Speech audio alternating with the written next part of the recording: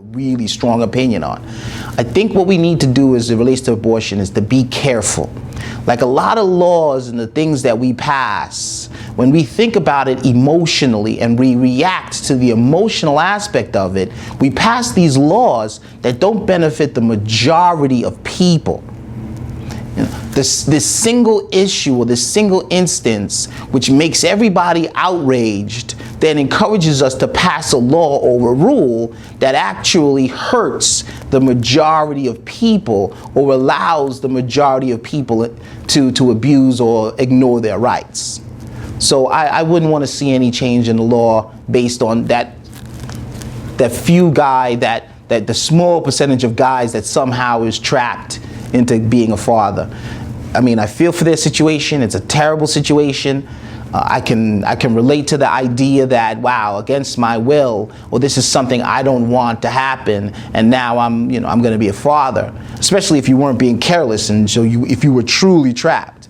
And nothing is more miserable than a woman that is forced to have a baby when someone has trapped her into it, or fooled her into having this baby, and now her life is inevitably changed in ways that she doesn't want it to be.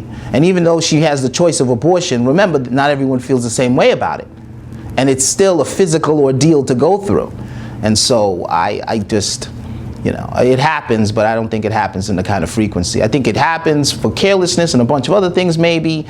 People change their mind, but the actual person planning to trap them, I think that's like alligators in the sewer. I think it's a myth. It happens, but so infrequently that you could put it up there with the myth category. All right. In closing, fictional scenario, and I dropped this the other day at the barbershop.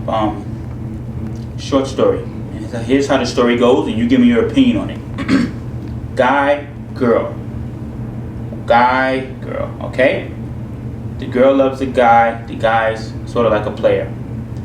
The girl, after them having sex, the girl takes the condom, freezes it, takes it to lab, gets it inserted. She gets pregnant. So now she's pregnant with this guy's baby. The guy doesn't want the baby. Who's in fault here, and as far as your opinion, who would the law side with? Okay, so a little off the topic of abortion is this discussion about a scenario, fictional, we're talking about a man who is trapped by a woman. He believes he's practicing safe sex. She gets a hold of the condom and then uses it to impregnate herself at some later date. And what should be the legal rights of this man who's trapped? That's hard to say. I mean, I say this a lot in a lot of other things. What's fair and what's legal a lot of times aren't in line with one another. And that's hard for people to understand, but what they need to understand is this. Our legal system is meant to protect the vast majority of people. That's what it's meant to do. As we move forward toward, removing discrimination from our legal systems and prejudice and class discrimination and gender discrimination and all these negative things from our society, and they still exist within our legal systems. But the legal system is really designed to benefit the vast and protect the vast majority of people. And so and it works. It works because you live in a civil society. But are there people who fall through the cracks? Are there people who still are victimized despite whatever the law says? And those people don't have legal recourse. When they go to court, a judge literally says to them, I'm sorry, my hands are tied. There's nothing I can do about it. And if they are going to make change, they have to run it up the ladder and get a precedent, get some kind of legal precedent for it. I think that case where that man is truly trapped, I think there would, there's very little legal recourse for him. I think he's really, for the most part, probably stuck in a very negative situation. But I can tell you what I wouldn't do.